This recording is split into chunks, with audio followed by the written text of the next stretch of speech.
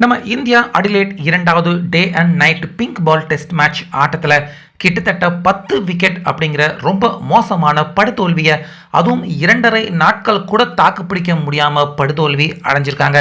இப்படி இருக்க கேப்டன் ரோஹித் சர்மா இந்திய அணியின் பேட்டிங் ரொம்ப மோசமாக இருந்துச்சு. முக்கியமாக பகலிரவு பிங்க் பால் டெஸ்ட் மேட்ச் ஆட்டத்தால் தோத்து போயிட்டோம் இப்படி மோசமா அப்படின்னு ரோஹித் சர்மா அவருடைய விளக்கத்தை கொடுத்திருந்தாரு. ஆனால் மற்றொரு முக்கியமான சீனியர் பிளேயராக இருக்கிற விராட் கோலி அவர் இந்த ஆட்டத்தில் யாருமே கவனிக்காத ஒரு அதிர்ச்சிகரமான விஷயத்தை பற்றி தற்போது தோல்வி அடைஞ்ச காரணமாக விராட் கோலி சொல்லியிருக்காரு. இதில் மிக முக்கியமாக ஆஸ்திரேலியா பிளேயர்கள் மீண்டும் பால் டேம்பரிங் மாதிரியான சர்ச்சையான விஷயத்தில் ஈடுபட்டிருக்காங்க அப்படின்னு நேரடியாக சொல்லாமல் சூசகமாகவும் மறைமுகமாகவும் சொல்லியிருக்காரு.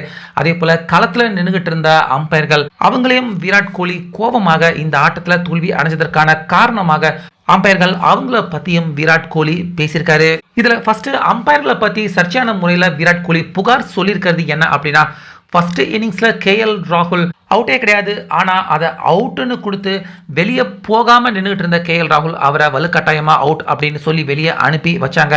அப்போ பவுண்டரி லைனில் நின்றுகிட்டு இருந்த தன்னை கூட நோபால் செக் பண்ணுறாங்க, நீ வெளியே வராத அப்படின்னு KL ராகுல் கிட்ட சொல்ல போன தன்னை கூட அம்பையர்கள் சொல்லக்கூடாது அப்படின்னு ட்ரெஸ்ஸிங் ரூமுக்கு உள்ள அனுப்பி வச்சாங்க. ஆனால் அதுக்கப்புறமா உண்மையாகவே அது நோபால் தான், ஆனால் KL ராகுல் அவருக்கு அவுட் தரப்பட்டிருந்தது. இதே மாதிரியான ஒரு சிச்சுவேஷன் தான் அஸ்வின் போட்ட பாலில் மிச்சல் மார்ஸ் அவருக்கு ஏற்பட்டுச்சு. ஆனால் அதை பேட்ஸ்மேனுக்கு சாதகமாக்கி எங்களுக்கு எதிராக ஆக்கி இந்திய அணியின் வெற்றி பெறத்துக்காக கிடைச்ச வாய்ப்பை எல்லாத்தையுமே அம்பையர்கள் தட்டி பறிச்சிருக்காங்க அப்படின்னு கோலி சொல்லியிருக்காரு. ஸோ இது எல்லாமே கூட கேஷுவலாக நடந்துச்சு, சாதாரணமாக கிரிக்கெட்டில் நடக்கிறதான அப்படின்னு விட்டுட்டா கூட ஆஸ்திரேலியா முக்கியமான ஃபாஸ்ட் பந்து போலரான மிச்சல் ஸ்டார்க் அடிக்கடி அவர் பந்தை வச்சு ஒரு மாதிரியான செயலில் ஈடுபட்டதாக நான் களத்தில் நின்று என் கண்ணால் பார்த்தேன் அப்படின்னு விராட் கோலி சொல்லியிருக்காரு.